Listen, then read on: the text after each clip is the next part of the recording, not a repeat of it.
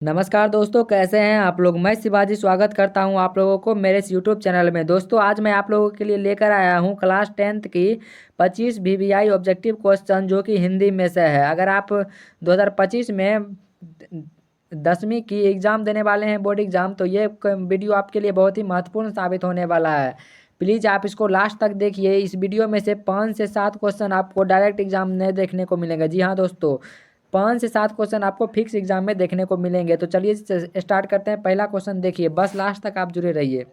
श्रम विभाजन और जाति प्रथा के लेखक कौन है? Most VVI important question. श्रम विभाजन और जाति प्रथा के लेखक भीमराव अंबेडकर हैं। फास्ट में कराऊंगा जल्दी जल्दी, क्योंकि एग्जाम में बहुत कम समय बचा है। विष के दांत कहानी किस वर्ग के अनेक अंतर विरोधों को उजागर करता है? यह हो जाएगा मध्यम वर्ग के। चलिए अगला क्वेश्चन। मैक्स मुलर ने सर्वविध संपदा और प्राकृतिक सौंदर्य से परिपूर्ण किस देश को माना है? मैक्स मुलर जो था वह सर्वविध संपदा और प्राकृतिक सौंदर्य से परिपूर्ण किस देश को माना है? Japan, Sri Lanka, Bharat, Canada. यह भारत को माना है। चलिए अगला क्वेश्चन। नाखून क्यों बढ़ते हैं? नाखून क्यों बढ़ते हैं? इनमें से गद्य की कौन सी विधा है? नाखून क्यों बढ़ते हैं, उनमें से गद्य की कौन सी विधा है? कहानी, कविता, भाषण, ललित निबंध। यह ललित निबंध है। चलिए अगला क्वेश्चन। हिंदी भाषा की लिपि है। हिंदी भाषा की लिपि क्या है? ब्राह्मी लिपि, रोमन लिपि, देवनागरी लिपि, गुरुमुखी लिपि। तो हिंदी भाषा की लिपि देवनागरी लिपि है। चलिए अगला क्वेश्चन। आचार्य हजारी प्रसाद द्विवेदी ने साहित्य की किस विधा में लेखन नहीं किया है? आचार्य हजारी प्रसाद द्विवेदी जी थे, वो साहित्य की किस विधा में लेखन नहीं किया है? आलोचना, उपन्यास, कहानी, निबंध। वह कहानी को में लेखन कभी नहीं किया है। चलिए अगला क्वेश्चन देखिए, 7 नंबर क्या कर रहा है। बस दोस्तों आप पूरा देख लीजिए। 25 क्वेश्चन ये होगा, उसमें से आपको 5 से 6 क्वेश्चन आपको डायरेक्ट एग्जाम में देखने को मिलेगा। बस आप गारंटी के साथ मैं कह रहा हूँ, बस आप देखते जाइए बस। अगला क्वेश्चन है, नागरी लिपि शीर्षक निबंध के निबंधकार कौन है? मोस्ट वीवीआई इंपॉर्टेंट क्वेश्चन है। नागरी लिपि शीर्षक निबंध के निबंधकार कौन है? गुणाकर मूले, रामचंद्र शुक्ल, डॉक्टर भोलानाथ तिवारी, बाबूराम सक्सेना। ये गुणाकर मूले हैं। चलिए अगला क्वेश्चन। अगला क्वेश्चन है, नागरी लिपि शीर्षक पाठ किस पुस्तक से लिया गया है? नागरी लिपि शीर्षक पाठ जो है वो किस पुस्तक से लिया गया है? अक्षरों की कहानी, भारतीय लिपियों की कहानी, अक्षर कथा। इनमें से कोई नहीं, भारतीय लिपियों की कहानी से लिया गया है। अगला क्वेश्चन। उत्तर भारत की विशेष स्थापत्य शैली को क्या कहते हैं? उत्तर भारत की विशेष स्थापत्य शैली जो है उसे क्या कहते हैं? ललित शैली, अभिनागर शैली, विभ्राट शैली, नागर शैली। ये हो जाएगा नागर शैली। बहुत ही इंपॉर्टेंट क्वेश्चन है, सभी यहाँ से डायरेक्ट आपको एग्जाम में देखने को मिलेगा।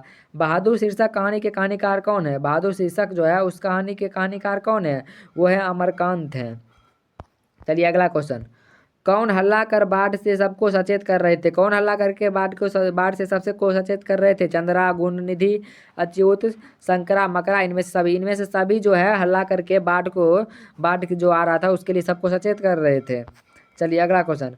प्रगतिशील आलोचना का विकास होता है। प्रगतिशील आलोचना का विकास होता है धर्म के ज्ञान से, साहित्य परंपरा के ज्ञान से, कला के ज्ञान से, इतिहास के ज्ञान से। देखिए, प्रगतिशील आलोचना का विकास जो होता है वो साहित्य की परंपरा के ज्ञान से होती है। चलिए अगला क्वेश्चन देखिए। सिख धर्म का परिवर्तन किसने किया है? सिख मतलब यानी कि सिख धर्म का प्रवर्तक कौन है? गुरु नानक, गुरु गोविंद सिंह, गुरु तेग बहादुर, गुरु अर्जुन देव। गुरु नानक जी जो थे वो सिख धर्म के प्रवर्तक थे। चलिए अगला क्वेश्चन देखिए, 14 नंबर क्या कह रहा है। इन मुसलमान हरिजन पै कोटिन हिंदू वारिये किस कवि के लिए कहा गया है? कबीरदास, मालक मोहम्मद, मालक नहीं होगा, मलिक मोहम्मद जैसी होगा, मतलब मिसप्रिंट हो जाता है दोस्तों, आप समझ सकते हैं। रहीम रसखान, ये हो जाएगा रसखान। चलिए अगला क्वेश्चन। धनानंद जीवनदायक हो, अच्छा ये थी है। धनानंद जीवनदायक हो कछु मौर्य पीर हय परसु के कवि का नाम क्या है? प्रेमघन, घनानंद, घनश्याम, बिहारी लाल। ये हो जाएगा घनानंद। चलिए अगला क्वेश्चन। सबई विदेशी वस्तु नर गति रति रीत लिखात। मतलब सबे विदेशी वस्तु रत गति रति रीत लखात डैश कछु ना अब भारत द में दर्शात। मतलब इसमें क्या होगा? फिल इन द ब्लैंक्स में, फिल इन द ब्लैंक्स में भारतीयता भराएगा। चलिए अगला क्वेश्चन। सुमित्रानंदन पंत ने मिट्टी की प्रतिमा उदासीन किसे कहा है? सुमित्रानंदन पंत जो थे, मिट्टी की प्रतिमा उदासीन किसे कहा गया है? भारत माता को कहे हैं। चलिए अगला क्वेश्चन। बस आप लास्ट तक जुड़े रहिए। बस इस 25 क्वेश्चन में से आपको 5 से 6 क्वेश्चन देखने को मिल जाएंगे, और लास्ट तक आप जुड़े रहिएगा तो लास्ट टाइम में हम आपको देंगे यहाँ 200 से 300 क्वेश्चन, मतलब कि अभी से कराएंगे। बस आपको उसमें से एक भी बाहर जाने वाला नहीं है, बस लास्ट तक आप जुड़े रहिए। ये 25 में से 5 से 6 क्वेश्चन तो आपको फिक्स है, मोस्ट वीवीआई इंपॉर्टेंट क्वेश्चन है सभी। चलिए अगला क्वेश्चन देखिए क्या है। जनतंत्र का जन्म कविता के कवि हैं। जनतंत्र का जन्म कविता के कवि कौन है? कुंवर नारायण, सुमित्रा नंदन पत्र, अज्ञेय, रामधारी सिंह दिनकर। ये हो जाएंगे रामधारी सिंह दिनकर जी जो थे जनतंत्र का जन्म कविता के कवि हैं। चलिए अगला क्वेश्चन। बिस्मिल्लाह खां का जन्म हुआ था। बिस्मिल्लाह खां का जन्म कब हुआ था? अरे मतलब कहाँ हुआ था? उत्तर प्रदेश में, पश्चिम बंगाल में, महाराष्ट्र में, डुमराव बिहार में। डुमराव बिहार में हुआ था बिस्मिल्लाह खां का जन्म। चलिए अगला क्वेश्चन।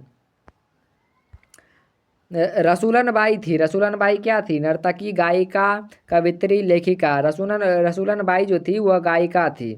चलिए अगला क्वेश्चन 21 नंबर। भारतीय संस्कृति किसकी प्रतीक है? भारतीय संस्कृति जो है यह किसकी प्रतीक है? एकता, विविधता, मानवता, भिन्न भिन्न संस्कृतियों के सामंजस्य की। भारतीय संस्कृति जो है वो भिन्न भिन्न संस्कृतियों के सामंजस्य की प्रतीक है। चलिए अगला क्वेश्चन।